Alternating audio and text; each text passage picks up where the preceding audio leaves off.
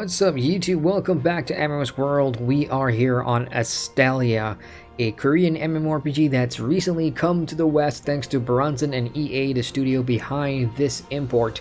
And it is launching 27th September, which by the time you watch this should already be out. Now previously the game had a head start for 7 days for Legendary Pack owners, which is the $100 pack, and then there's a middle tier and a cheapest tier as well, which gets a 1-day head start. So what are we going to do? We're going to be spending 10, 20, 25 minutes playing through Your First Steps, which is the tutorial quest for Astellia. And we'll go through combat, we'll go through some of the early impressions. So to get that started, let's go ahead and pick a class.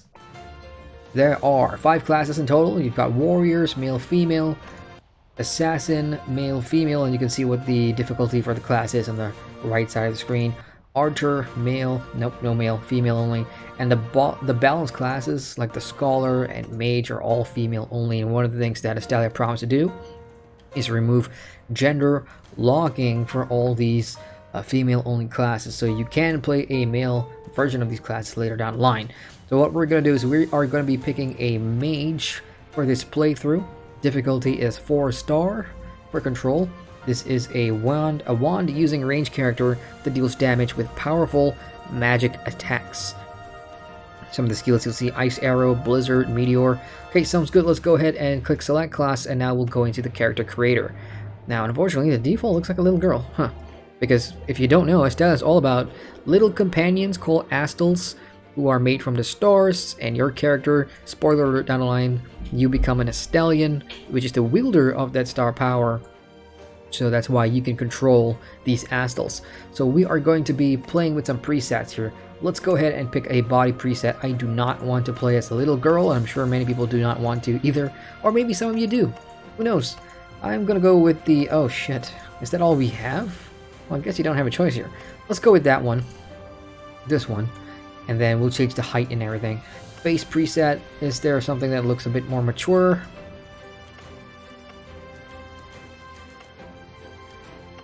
Oh my god, they all look like little girls.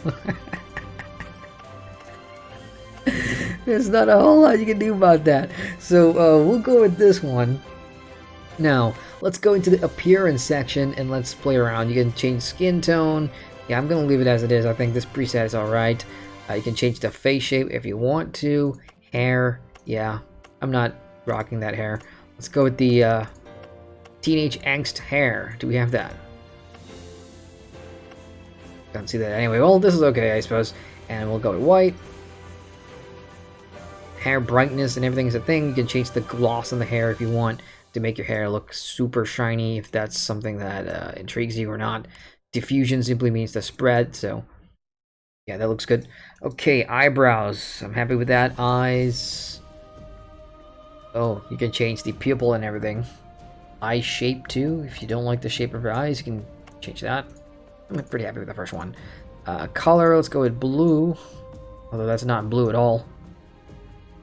And pupil brightness, you can change the... okay, that's too bright and creepy. Pupil size, oh no, that's horrible looking. So yeah, we'll stick with the default there, that's okay.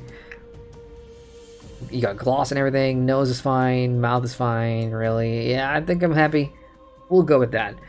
And details, there we go. Face details, this is where you can change a lot of things. I'm gonna change height now. I do not want to play as a little girl, so let's see. Length, let's try and make her as tall as possible. Waist width, waist length. This may end up looking really weird. I suppose that's the best you can do.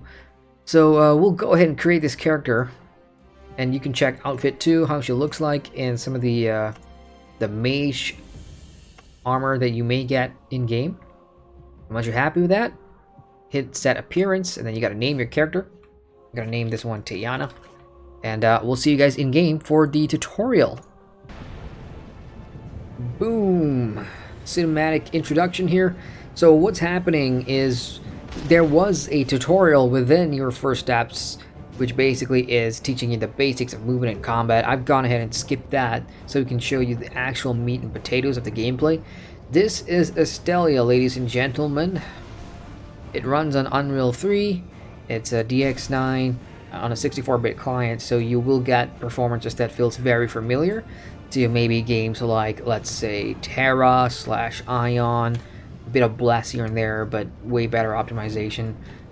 And let's take a look around at the UI. Top left is going to be your player bar, health, mana, and in the bottom there, that's I think it's astral points or AP, which means when you summon an astral companion like Rota over here, this clockwork doll, which is integral to the story, she doesn't consume that much AP, but when you bring out more than one astral, then that thing starts to go down. And some astral have skills, of course, that you can execute, which does cost AP too, but that's later on down the line.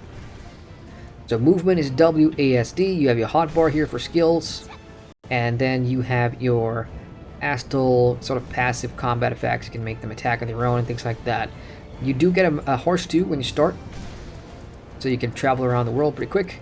Let's speak to Sella, another of the main story companions. So you'll notice much of the story is voice acted for some parts, but a lot of it is just dialogue reading. And that little girl down there, Faye, is your sister. And this world is under attack from demons. So what we're going to do in the opening, your opening 10 minutes or so, is just beating back this demon invasion. Knights. Now the level cap for Astellia is level 50, and it's pretty quick to get up there. But they have a centurion with them. Combat, which is what we're about to do now, is going to be tap target. So I just hit tab, and that's going to show the first enemy there. Rota is a tank companion that I've just summoned, and when you hit R, it means all your summoned Estals will go and attack. Now that she's attacking, I can use some of my skills here. So F1 is her ability for Scold, and Scold means threat generation. Grab aggro. Okay, once that's done, we're going to be picking up these items, Karza Mark, which is what we need for the quest. So the next one, let's go ahead and hit R. And Rota is now working F1 for Scold, let it generate threat, so I can hit my number 4 skill, Lightning Bolt. So for mages, let's try do that. Okay, so for a mage, it is a caster class, so it's not going to be mobile. It's pretty stationary. Okay, what else do we have? One more. Rota. And then hit Scold. Let's do Ice Arrow. And Lightning Bolt. And then Fire. Now I've pulled aggro now, so let's get Rota to grab aggro back. Number 1 there in the skill slots is your basic attack. So you don't need to keep spamming that. Once you're engaged in combat, you don't have to do anything else. That's basically combat from a range perspective. Play melee if you really want to see the combat animations and how that flows, because it is going to give you a proper look at the game. There's no open tapping, which means if there's another player out there fighting, if I touch that guy with my own attack skills, I'm not going to get credit for it. You have to party up with your group. There's auto pathing. You just saw me click the quest objective, and that's going to take me automatically to the next NPC quest giver, things like that. Let's go ahead and move through the story along here. I don't want to spoil much, so I'm just going to blow through everything. Okay, what we did get is a new item, Eye for Inventory, and here you can see what are your basic stats. So character and gear progression in Astellia is all about CP. CP's combat power. The higher the power, the better, and you also have secondary stats. And I'll show you guys what that means. If you hit P, now you open up the character sheet panel. So here are the game's main stats: strength, agility, dex, con, intelligence, wisdom, knowledge, and will. So this right hand side is where I want to be focusing my character growth. Now, you see these plus icons? I have remaining stat points 5 out of 5, but you can only spend them if you have Atra crystals. And you gain Atra crystals from defeating powerful enemies, from dungeon boss mob drops, and things like that. So you can't always increase the stat there. Another way to character progress is to enhance your skills. You do get skill points, and in your skill page, you can increase the power of some skills that has the ability to do it. Like Lightning Bolt, for example. I can either increase the power, so the damage it does, or reduce the cooldowns. So that's how that works. And it's all, you can reset it if you didn't like your build, and you can add more presets, but you gotta spend in the cash store if you want to get more builds. Okay, let's move along with the quest here, and then we'll talk some more about payment. So Astellia is not a free-to-play Korean game. Unlike most Korean games that comes out in the West as free, and then you have a lot of microtransactions and pay-to-win elements. One of the things that Astellia wants to do is remove that pay-to-win tag from the game. It doesn't want to be pay-to-win. So unlike the Korean version that's out, you can't buy stuff that's advantageous in the store, like buying Estelles. So in fact, if we open up the cash store now, which you can do with hitting O, you'll see everything that's in here. From game packages, you need to buy Bina cash for real money and then translate that into gems to be spent in store. There is a 30-day optional subscription, which gives you 20% more XP for the player and for the Astel, and it reduces your dungeon ticket recharge time. So yeah, it does have a dungeon ticket system, kind of like Terra, so you can't always jump into dungeons. And doing so is pretty beneficial. If you hit U, you open up your dungeon panel. Uh-oh. We'll get to that in a sec. Here's a little cutscene.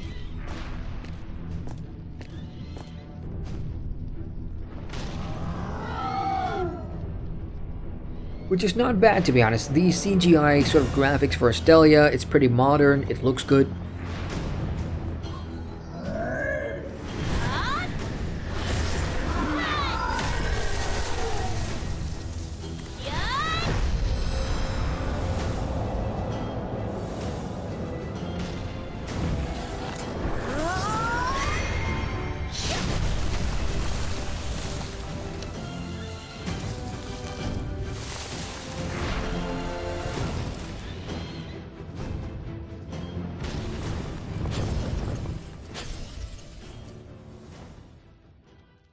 Yeah, not too shabby that. You'll see a lot of that, some of them voice, some of them not. But anyway, back to dungeons here. So you got solo dungeons, and then you can see all the drops that they have, but they do have a required level, plus they consume tickets, and there's a CP requirement as well.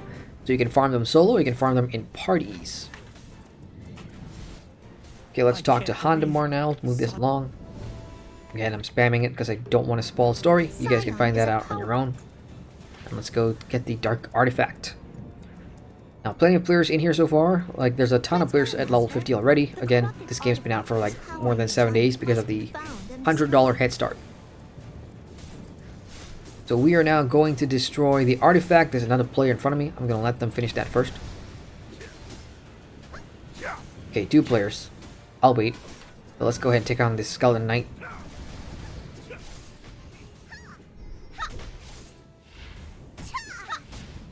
Got a new skill too. Ignite. Let's do that. Wham! And the loot is Esper. Esper's in-game gold. Okay, the artifact has respawn. Let's go ahead and destroy that one. I'm going to use all my skills available. And just to show you guys, I'm going to bring out my second Astel, which is that guy, Sirius. And he has a F2 skill. Now watch how quickly my bar goes down, my AP bar. It's not going to stay that way forever for having 2 Astels out.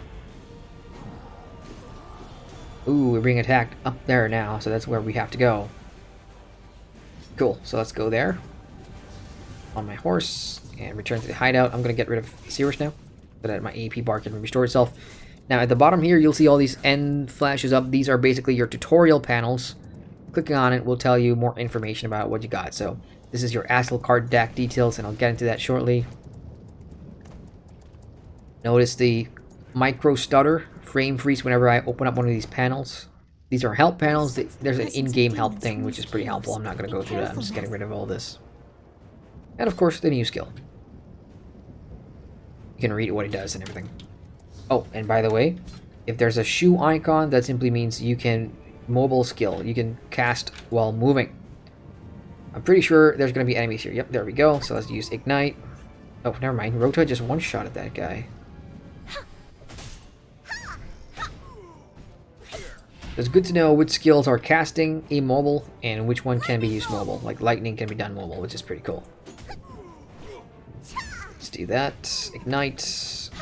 Arrows are mobile as well. And move on. Okay, dead summoner there. I'm going to bring out my second Astel because this is going to be like a mini boss fight. So let's go ahead and kill all these skeleton ads. Targeting is an issue though. Like tap target doesn't really work that well.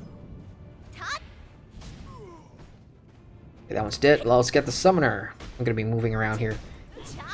Let's get Sirius to use his skill. Holy light. There we go. Now let's do the stationary summoning skill. Oh, you have a double tap to dodge, which unfortunately I did not do in time. Let's get Rota to take aggro. So I'm going to double dodge right now. There we go. Right, well, there's some delay there. So if you're playing outside of where the servers are located in North America and in EU for the EU server, then yeah, latency and ping is going to be an issue. Okay, that's dead, so we can get rid of Sirius and recharge our AP bar. So that's how the Astral system works. Use them to your advantage.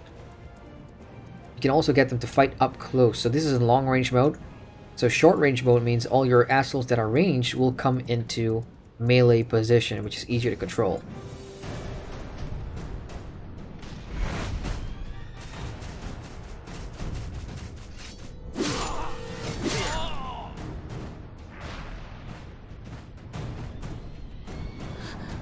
Uh-oh.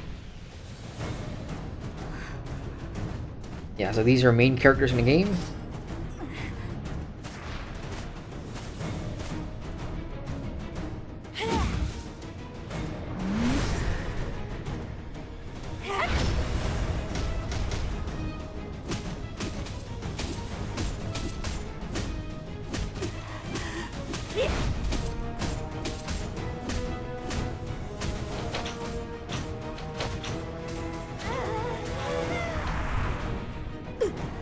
Okay, I'm gonna skip ahead here.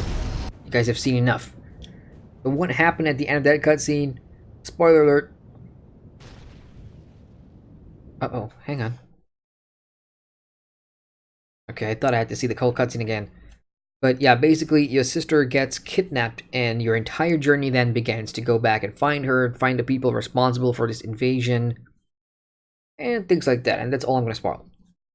Now, for some pro tips, I highly recommend putting Astellia on your SSD for faster loading and to avoid any sort of stuttering issues that you may get, especially when you're swapping between zones and things like that. And here we are, out of the tutorial and properly integrated into the game. 4 months has passed. Are clueless about their own fate. They struggle and resist as hard as they can. You get a good look of the starter area, which is Mayville. The small lights of resistance Astellia still come around? together to finally create the stars that fill the sky.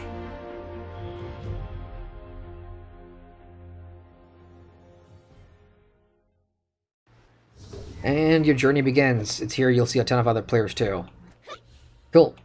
So now that we've done that story, you've seen combat, you've seen movements, you've seen what the graphics look like. I've turned off a lot of stuff that are annoying, like bloom and gloom and VFX stuff that you really don't need to play because it hogs down your machine. And on this engine, it really sucks. So that, in a nutshell, is what Astellia is all about. If you open up your map, you can see how big the world is on the Maglev continent. These are all zones that you go to. This is the level 1 to 10, I think, 20, and then 30 and 40, and then this is the 50 zone. And you can click on it and see what exactly is in these zones. Now, if you go back to Maglev and go back to Ragfront, which is where we're at, the map's interactable too, so if I click here, I'm going to move there. Then you can hover over the town to see what's in there, so I do like the functionality of the map. I think it's pretty good. Now let's talk about Astrals a little bit. Astral collection is very important in this game, and it's part of your progression as well. The better Astrals are like Braga and Eligos. These are Savior Astrals, the street types. There's Savior, there's Servant, and there's Guardians too, which, let's find it. Where are you? Guardian, there you go. So there's 3 types of Astrals. All 3 do different things. The most powerful of which are, of course, your Saviors. These are super rare to get, because you can't summon them as you please. These are untimed. And to level up your Estelles, they gain XP just like you. So bring them out, put them on your bar, or deck as it's called. So notice this hotbar down here, F1 to F8, these are your deck. And why is that important? Because different Astrals have deck effects. Some of them gives you, like this one, Seeker, increases your item drop rate, so that's pretty handy if you're dungeon farming for loot and gear. But in order to hit the minimum of 1 point here to make sure that the deck effect is in play, you're going to need to level up and upgrade Sirius from 1 star maybe to 4 star and have all these other Astrals leveled up the same way and on your deck as well. So that's how you get deck effects to work. That's pretty important down the line. Now, star jewels are another thing. You will gain star jewels. They drop randomly in the game, and you can slot them in here to increase different things from magic stats to physical attack and defense. And you can enhance them as well, which is just going to +1 or serious +2 here. So there's plenty of progression in game for Astellia from your companion side. As for your side, we've already gone through character stat increase and skill increase. But for weapons and gear, there is first of all, the enhancement system. You right click in here. So you can enhance this, but this is where you put items to be enhanced, and they can go up to +7 for free. Anything +7 at level 50 will have a chance to fail, of course. And if an item below 50 is already at 7, you can then evolve it to +10 levels. So for example, if I have a super awesome level 10 wand that has all the stats that I want, I can keep upgrading it from 10 to 20 to 30 to 40 and finally 50 as well. So I can take the same wand with me from the beginning all the way to the end. But it's going to cost you a lot of resources. So you can't just upgrade it for free. Enhancing gear will require gear stones, which I don't have any to show off right now. But take my word for it. It's going to cost materials. For armor, the same thing. It costs armor stones. And for accessories, like earrings, necklace, rings, and bracelets, take accessory stones. So that's pretty much all the progression systems that Astellia has. And the reason for farming dungeons for all that sweet loot drop is for the adventures. Let's go ahead and open up the adventure panel real quick. Here we go. So there's 4 types of content you can do. Coliseum is basically horde mode. You go in there solo or with a party and just fight waves of enemies for loot. Dungeons are your quintessential dungeons. We already went through this. You have Duel Arena. This is unfortunately the only PvP thing that you get. And it's kind of lame. You just fight each other. There's no like battlegrounds, no capture the flag, no interesting mechanics whatsoever. But it does exist. PvP's in there. And finally, we have Avalon, which is the RVR mode. So think of Guild Wars 2's World vs. World, Elder Scrolls Online's Alliance War, Dark Age of Camelot. This is that type of zone. You got 3 factions, you pick one to represent, and every week you earn points and whatever. Now, all of these game modes award you with Xander. Xander is an in-game currency that's premium, but you cannot buy it. You earn it in-game. Like right now, there's a login event, you get Xander. Xander is spent in the Xander cash shop. You hit C to open that. So you can in fact get extra dungeon tickets, beeswax tokens, which unbinds gear that's bound to you, so you can sell or trade them. You can also buy increased inventory slots and things like that, storage slots, for example. And you can get Norden's Favor, which is the sort of subscription-ish thing, 7 days for the extra effect and whatever. So that's one of the ways that the game is moving away from pay to win. Instead of letting you buy the stuff for cash, you get it with Xander, which is earned exclusively in-game. Now let's take a look at the proper cash up. So again, we already went through this. Most of it in here is like consumables. These are resurrection scrolls. You can't use this in PvP, of course, so it's not pay to win. Functionality, you can teleport around the world for free. Extra character slot ticket, appearance change, and storage expansion. And then everything else is just skin, and mount. Mount speed is the same throughout, so there's no point in buying a cash shop mount if you think it's going to move faster. It is not. So finally, to wrap up Astellia here, you also have an achievement system. Hit Alt-O to open that up. Every time you achieve something, you can claim some rewards here, and some of these even give you Astel card packs, which is great because that's one way to get some rare Astels. And you have map completion systems like Star's Tale. So Ragfaron is the first zone. You'll see a whole bunch of stuff that you can do. Find hidden boxes, kill rare monsters, kill world bosses, look for viewpoints, which are kind of like vistas in Guild Wars 2. Do some hidden quests on the left side. And once you've done all this, moves your progression up down here at the bottom right. So if you're at 100%, if you fully complete a map, you can in fact earn a 4-star grade Rhoda, which is fantastic, but it takes a while. So there is something to do for map completion outside just questing, which can get pretty boring with all the kill quests and fetch quests. And it's there for pretty much every map in game. So that, ladies and gentlemen, in a nutshell. Oh, one more thing, crafting. So crafting, you can start early on with gathering skills. There's 5 to pick from: logging, metal mining, gem mining, herb mining, and relic investigation. Now, important to note, you can only pick one and level up one. However, crafting, on the other hand, you have access to all of it. Cooking, archaeology, alchemy for potions and everything like that, and then you can just craft your way forward. And if you don't have the materials because you picked only one gathering skill, you can go to the auction house in town there and buy what you need, and you can craft from anywhere in the world. Just hit this crafting panel, make sure you have the stuff in your inventory, and start crafting. And the crafting armor that you can craft are the same ones in the dungeon drops, and you can craft legendary gear as well. So let's just go here, master crafting, level 50, craft advance. So you can get heroic gear. I'm not sure about legendary. Yep, you can craft legendary, but it has to be like a success chance rate. So that is Astellia in a nutshell, everybody. Non-free-to-play, non-pay-to-win Korean MMORPG, which is not trying to repeat the same mistakes of like Bless Online and things like that. So leave your comments if you guys have tried it out and what do you guys think of the game so far. Anyway, if you enjoyed this video, like it and subscribe to MMOSWORLD for more good stuff. Also, check out our website, mmosworld.com, for MMO news and articles and things like that. Let us know what you think of Astellia in the comments, and we're out of here. Later, everybody.